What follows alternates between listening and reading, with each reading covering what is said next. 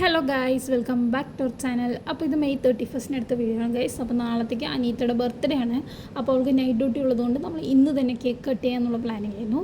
അപ്പോൾ നമ്മൾ ആദ്യം ബേക്കറിയിൽ പോയി കേക്കൊക്കെ വാങ്ങിച്ചൊരു ജ്യൂസൊക്കെ കുടിച്ച് മൊത്തത്തിൽ കറക്കമായിട്ടുള്ളൊരു ദിവസമായിരുന്നു സൺഡേ എന്ന് പറയുന്നത്. ഭയങ്കര തിരക്ക് പിടിച്ച ദിവസം.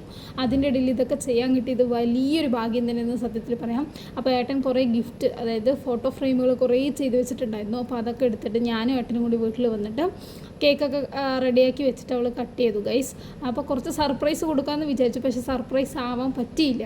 പിന്നെ അങ്ങനെ cake sharing is the caring എന്ന് പറയുന്ന പോലെ എല്ലാവർക്കും കേക്ക് കാര്യങ്ങളൊക്കെ ഷെയർ ചെയ്തിട്ട് പിന്നീട് അവസാനം ഏട്ടനും കൊടുത്ത ശേഷം പിന്നെ ഞാനില്ലാതെ എങ്ങനെയാണ്, അതെ ഞാനും പോയി ഗൈസ്. അപ്പോൾ ഞാനും പോയി എൻ്റെ സ്നേഹവും അങ്ങോട്ടും ഇങ്ങോട്ടും പ്രകടനം ചെയ്തു ഗൈസ്.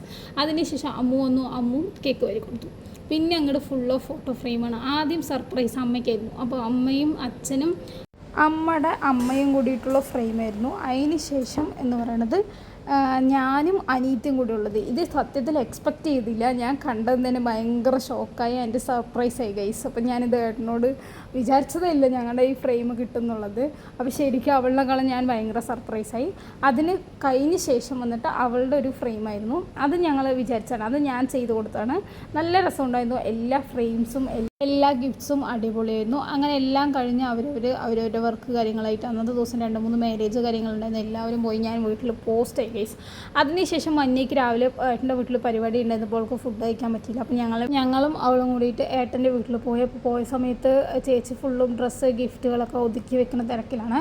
പിന്നെ അതിനുശേഷം മഞ്ഞ് പോയിട്ട് ഫുഡൊക്കെ കഴിക്കുമായിരുന്നു ഗൈസ്. കാരണം അവൾക്ക് രാവിലെ കുറച്ച് പരിപാടി ഉള്ളതുകൊണ്ട് വന്ന് നിന്നത് ഫംഗ്ഷന് പകുതി വെച്ച് പോയി. പിന്നെ അതിനുശേഷം ഞങ്ങൾ അവിടെ കുറച്ച് നേരം കഥയൊക്കെ പറഞ്ഞ് നിന്നിട്ട് തിരിച്ച് വീട്ടിലോട്ട് വന്നു ഗൈസ്. അപ്പോൾ നമ്മുടെ വീഡിയോ ഇഷ്ടമായി ലൈക്ക് ചെയ്യുക, ഷെയർ ചെയ്യുക, സബ്സ്ക്രൈബ് ചെയ്യുക.